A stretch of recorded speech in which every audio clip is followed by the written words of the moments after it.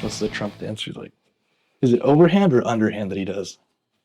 Don't do the underhand like that. It looks like you're trying to do something I else. mean, overhand's just as bad, if not worse, in my opinion. I guess it depends on where. Anyways, Side to side, maybe. Is that what he does? depends on who's standing next to you. It's like, I don't know, man. Hey, whatever floats your boat, dude. I'll leave that conversation as it is. We're going to talk about top mistakes that we see police officers make during a building search. I think one big one we see it's not just cops, right? It's all kinds of people. Mhm. Like you see a lot of shootings, like shooting videos from cops. You see military do it as well. But it's hugging the barricade, right? As they're shooting, as they're dealing with a suspect or a threat, right? Because in a tactical situation, if you have your gun out and you have to address a threat and you're too close to the barricade or say the wall in front of you, to the point where you're compressed, if you want to come out and pop outside of the wall to address the threat, you're going to have to lean out and then extend your arms out, right? Yeah. Your weapon's not already up. You're not already looking down your sights or over your sights. It just adds extra steps to the process. It does, and then it really kills your vision too, as far as what you can see, because the concept of pine still applies, right? And unfortunately, we've lost brothers and sisters due to these type of errors. There's that shooting in Houston, I believe it's Houston, where the guy was that vet that just went nuts, and he was shooting at officers, and the guy was like right behind that pillar. Oh yeah. And then he was dumping rounds, and then the guy was hugging his cover, and he wasn't able to see that the guy came around and actually flanked him and killed him. So we learn from our mistakes too. Yeah, right? that's a case of like, you felt really safe hugging up against the barricade, but he essentially forced himself into the barricade, right? He lost too much ground. Mm-hmm. If he would have stayed back a little further bit, he could have controlled more space, but he gave it up for, I don't know, the sake of comfort, I guess. I think there is a psychological aspect. Like when you're hugging your cover, you just maybe feel safer. Yeah, I get that. But you learn from these mistakes. I think when we were kids and we went to play paintball, dude. If you're hugging that cover and you're not where the other guys are, you're, especially like speedball or something, you're done, dude. You're well, because once you lose vision down range, you can't control that anymore, right? You have to then come back out and reestablish control of that area. And it's just simple geometry, guys, right? But the big one is exposing yourself if you have to take a shot, right? So if you're right up on that cover and you see that threat and you try to extend out, you're going to hit the wall, right? Or you have to step out and you're exposing more of yourself, whereas you just take a step back and then you can lean in and take the shot. Yeah. Then move back into cover. You have to then drop security, pull your weapon back in, and move back. It's just extra steps, right? Yeah. It's not efficient. So don't do that, guys. Obviously, it's all situational, dependent, right? But if you can and you have the space, right, don't hug your cover. All right. What's next? Next, this one kind of drives me crazy, man. Is it conducting CQB from the low ready? Where you have your weapon, your weapon's out, but your weapon is down. Yeah. You see guys running around, entering rooms, moving through fatal funnels, the weapon down, pointing at the ground. Completely, your gun's completely useless pointing at the ground. It does no good for you. And the other thing too is if you're like, I see guys going into buildings and they'll enter a doorway, button right and stuff like that. And you can literally see when I'm sitting inside the room watching them do it, you can see the gun before they even step in. And if I was close enough, I'd grab the gun and then the fight's on. Right. And unless they're doing stuff like this, right, you don't have that much leverage bringing it up. Yeah, so definitely telegraphing too much information moving through the fatal funnel. And we know that like moving from that, that deep low ready position up into a combat ready or aiming down your sights is just an inefficient movement. Yeah, it's not like if you were on the other side of that doorway and I'm coming in, I'm at a low ready here, the gun's not going to help me, right? If you were holding a gun like this or a knife and you're getting ready to stab me, like my gun does me no good. I'd rather come into a compressed ready. If I have the space, then I can extend out. But if I have a threat right in front of me, I can address it from here. Yeah, definitely. And I know some departments, just like talking with some friends of mine in the academy, I don't know how you guys did it, but like a lot of departments make their guys come into low ready. That's how they're trained. I think it's just easier, right? Or you're going to teach people, hey, you're going to extend out this far. No, you come in here. Or especially big agencies. I mean, we always say mass producing shooters, right? So you got to dumb it down for the masses, right? That's what it comes down to. I've done training with small agencies. I was in New Hampshire once, and there's like this like tiny little town with like probably like 15 officers, and those guys were freaking awesome. Like I was like, dang, these guys can shoot, right? Their tactics are solid, but because it's such a small agency, they probably train together all the time, and I think that's pretty awesome. Yeah, that's a luxury that I wish more agencies could afford, but that's not always the case. Yeah, defund the police, right?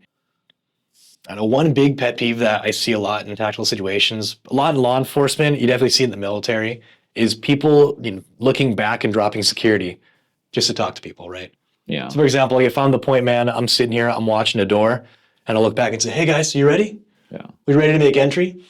And what you're essentially doing is you're turning around, right? You're not addressing the threat that's currently right in front of you, and you're letting all your buddies down. You're exposing yourself and all of them to danger.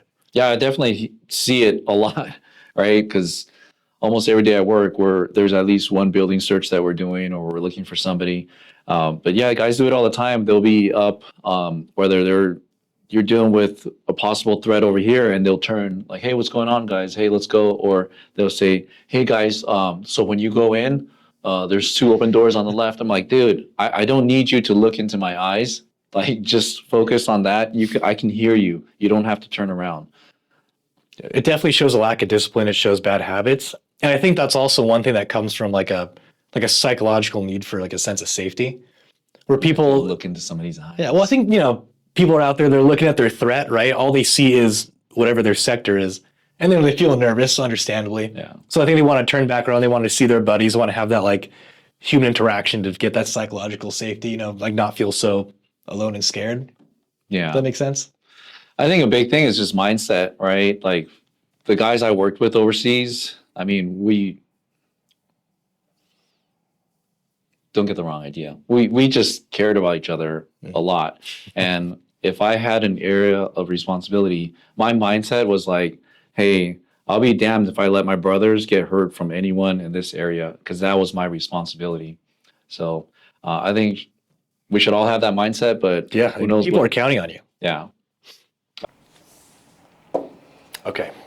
One thing I definitely see a lot in like body cam footage is instances of officers like in an OIS with their gun drawn, actively engaging a threat while holding a radio in one hand and trying to communicate with their officers.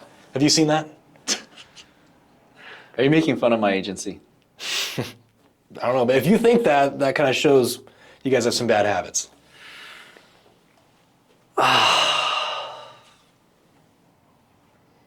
Yeah, it drives me crazy. Like I'll tell guys, how often do you go to the range, holding their radio and be like, "Da, da, da, da, da," right? Like, dude, you have a possible threat. You might have just been in a shooting, right? Get 2 hands on the gun, right? Yeah, I'll see that. Man, that drives me crazy. It really does, right? If you go to the range and you're like freaking 10 ringing it at 25 yards and you're like, "Da, da, da, da, da," okay? Dude, you're the man.